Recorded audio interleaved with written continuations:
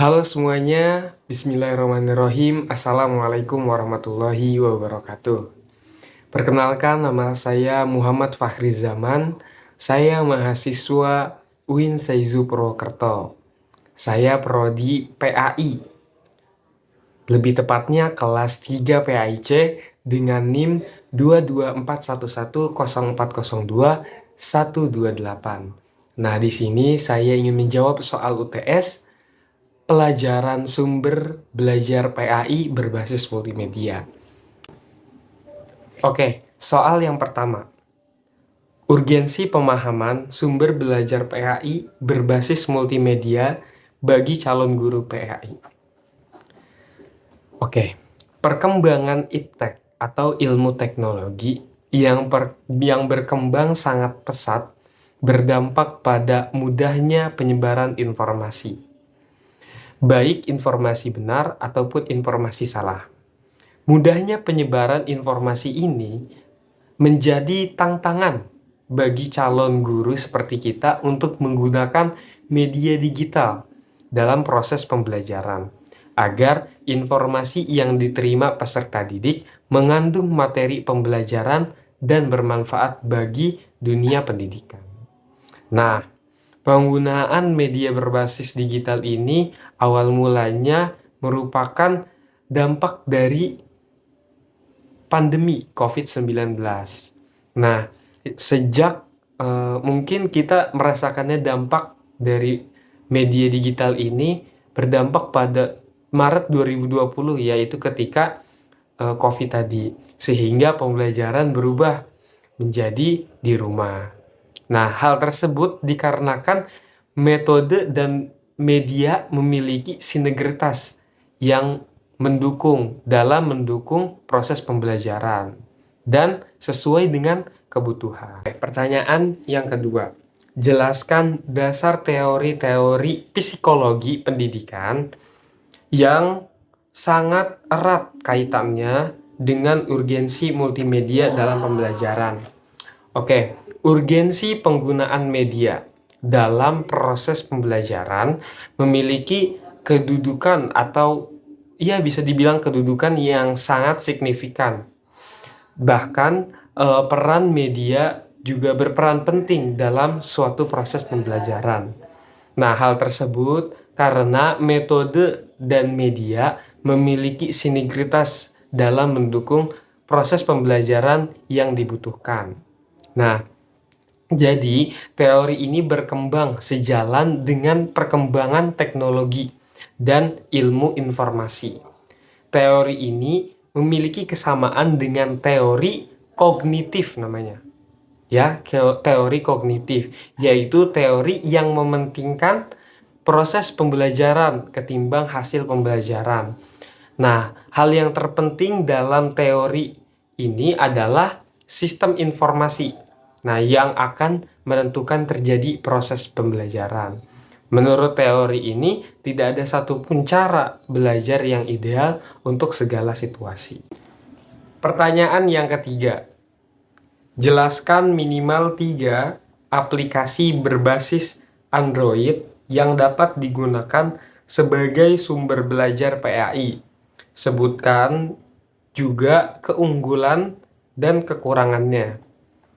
Oke, yang pertama, aplikasi pertama itu saya memilih Kuis Islami Offline. Itu namanya Kuis Islami Offline. Ya, jadi itu tuh aplikasi berupa kuis, ya, kuis atau pertanyaan-pertanyaan. Nah, keunggulannya yang pertama itu dia memiliki sekitar 150-an pertanyaan tentang fikih, tentang Islami, tentang Islam, tajwid dan lain-lain sebagainya. Itu keunggulannya. Dan kekurangannya itu dia tidak bisa dimainkan bersama atau sharing gitu ya. Kekurangannya itu. Jadi kita kayak nggak bisa bahas soal bersama. Jadi nggak bisa dimainin bersama. Itu untuk kekurangannya aplikasi yang pertama. Aplikasi yang kedua itu ada namanya aplikasi Muslim Pro. Ya, apa tadi? Muslim Pro. Nah, Muslim Pro ini adalah aplikasi pembelajaran PAI dan budi pekerti yang sudah ramai yang mengunduh.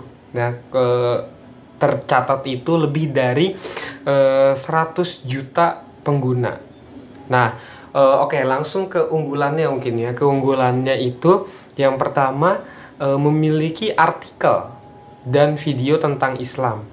Nah, terus keunggulan yang kedua memiliki doa-doa harian. Jadi di aplikasinya itu terdapat doa-doa harian dan sudah memiliki kompas kiblat. Ya, kompas kiblat dan sudah memiliki waktu sholat yang akurat. Untuk kekurangannya itu di aplikasi Muslim Pro itu iklan yang sering ya. Iklan yang sering itu ada di Muslim Pro. Maksudnya banyak lah iklan-iklan yang ada di aplikasi Muslim Pro ini. Yang kedua, ada masalah teknisnya. Aplikasi selanjutnya itu nama aplikasinya Siswa PAI. Nah, Siswa PAI ini adalah salah satu aplikasi di bawah naungan AKPAI. Nah, jadi suatu komunitas lah guru PAI. Nah, itu menciptakan ini namanya tadi Siswa PAI, aplikasi Siswa PAI. Nah, keunggulannya itu yang pertama visualisasi. Nah, visualisasinya itu bagus di Siswa PAI ini. Nah, terus yang kedua ada materi dan aktivitas pembelajaran yang bagus gitu. Jadi banyaklah teori-teori pembelajaran yang ada di aplikasi Siswa PAI ini. Nah, oke, selanjutnya keunggulan yang ketiga itu fleksibilitas dalam penyampaian, dalam ruang kelas atau semacamnya. Oke, selanjutnya kita bahas tentang kekurangannya dari aplikasi Siswa PAI. Oke, yang pertama itu ada keterbatasan teknis. Nah, itu kurang untuk keterbatasan teknisnya. Nah, terus yang kedua ini kurangnya minat. Ya, jadi mungkin sedikit minatnya ya untuk PAI ini menggunakan ini, soalnya belum banyak yang tahu juga mungkin ya. Nah, terus selanjutnya yang ketiga itu ketergantungan internet. Jadi belum offline ya, online gitu. Nah, terus kurangnya notifikasi. Nah, ini juga mungkin kalau misalnya di aplikasi-aplikasi lain sudah memiliki notifikasi, harus ada ruang kelas, harus ada yang dibahas atau hal-hal yang menarik. Nah, ini kurang kalau misalnya di yang aplikasi Siswa PAI ini, kurangnya notifikasi. Oke, pertanyaan yang keempat. Dari 3 aplikasi pada jawaban nomor 3, jelaskan penggunaan salah satunya dalam pembelajaran PAI. Oke, tadi kan saya sudah menjelaskan ya 3 aplikasi yang menurut saya rekomendasi untuk pembelajaran PAI berbasis multimedia. Nah, menurut saya akan menjelaskan penggunaan di aplikasi yang namanya itu Kuis Islami Offline. Nah, jadi kuis aplikasi Islami offline ini adalah aplikasi yang bisa digunakan untuk pembelajaran tentang agama Islam. Saat ini soal di dalam kuis tersebut itu ada 150 pertanyaan tentang fikih, ilmu Islam, tajwid, dan lain-lain sebagainya. Nah, aplikasi kuis Islami ini sangat direkomendasikan bagi kita semua nih yang ingin meningkatkan atau mengasah ya teman-teman, meningkatkan atau mengasah pengetahuan dan wawasan tentang Islam yang kita miliki. Jadi di situ kita bisa mengetahui apa aja sih soal-soalnya, terus udah sampai mana sih pengetahuan kita. Nah, jadi menurut saya yang menurut saya yang paling berkontribusi lah ya dalam pembelajaran PAI dan Budi Pekerti ini, itu yang ini tadi, Kuis Islami Offline. Itu dia aplikasinya yang menurut saya rekomendasi untuk, kita membuka wawasan kita nih dan meningkatkan pengetahuan kita pastinya ya. Itu aja mungkin. Ya, mungkin cukup sekian, kurang lebihnya mohon maaf. Wassalamualaikum warahmatullahi wabarakatuh.